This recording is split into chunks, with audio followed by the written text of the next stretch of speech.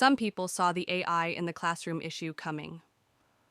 My idea method today is actually based on research written before the fall 2022 "Oh no" period. One of those was Joseph Aoun.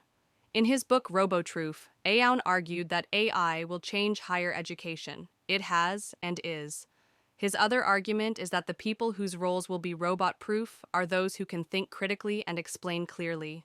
Part of higher education's dilemma is to design classroom experiences, that's all we can actually control, in a way that keeps students thinking critically, doing the deep cognitive work themselves. As early as 2011 and through 2024, researchers were explaining that using AI encourages passive learning, if that is learning at all. And then this March, all of our fears were confirmed when MIT dropped this study that showed that people who use AI more over time lose the ability to think critically. There has been a call to action since at least 2014 to maintain traditional pedagogies, such as in-class written work and oral explanations, in order to protect higher-order cognition. Notice that the mechanism here is through assessment reform.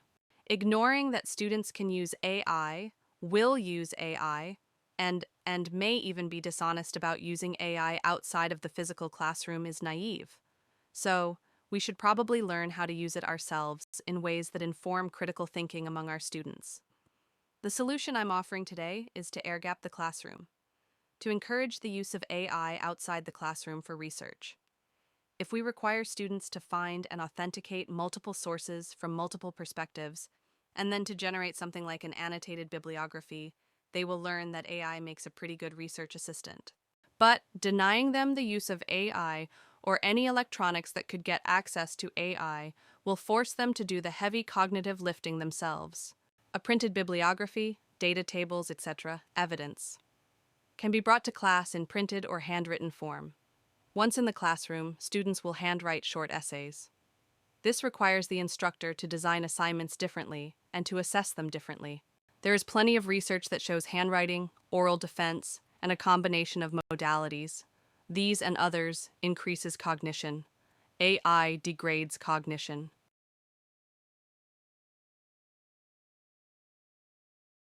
Handwriting increases retention over typing. Muller and Oppenheimer, 2014, Kastner et al., 2021, Mayer, 2009.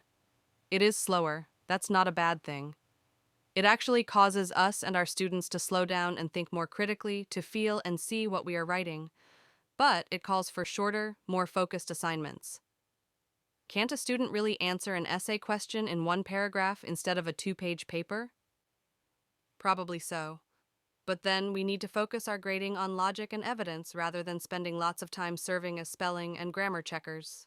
Short oral examination questions or active learning exercises that allow students to verbalize their thoughts, especially after writing them, help students organize information better as they store it in long-term memory. So I asked ChatGPT about this, and it provided scores of articles that supported the cognitive decline to be expected by AI use, and suggested the same tools that I had as an active learning subject matter expert.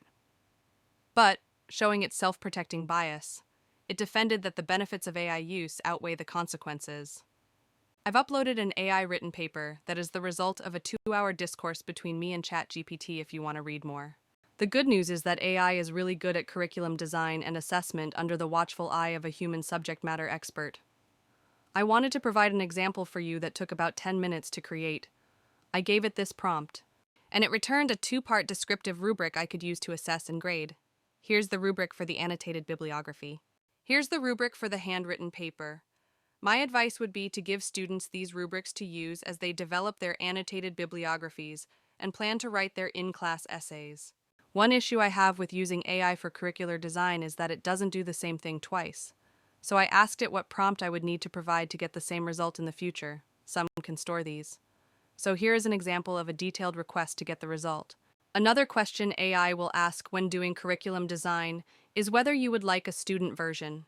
This is a great idea and saves time.